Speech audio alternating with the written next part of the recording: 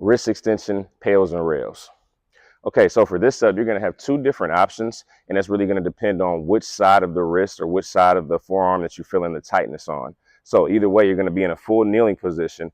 For those of you who have the tightness more on the thumb side of the wrist and the forearm, you're going to go palm down with your fingertips facing back towards your knees. Flat palm, fingertips towards your knees.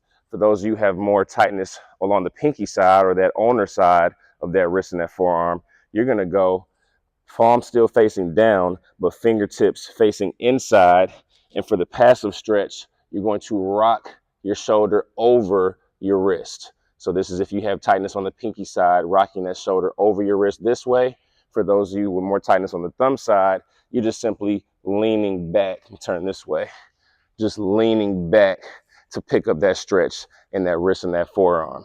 Just like with all our PAILs and rails, we're going to hold that passive stretch for 1.5 to 2 minutes, either fingertips towards our knees or fingertips facing inside, leaning over.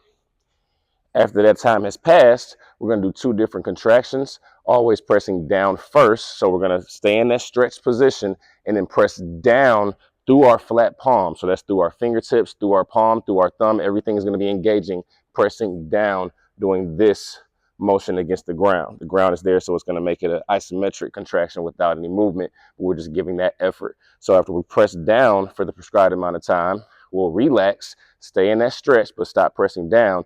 And now we'll activate the muscles on the back of our hand and our wrist, and we're trying to lift up from that stretch position. Once again, we're in this stretch, so it's not going to move, but I want that isometric effort consistently lifting up for the prescribed amount of time.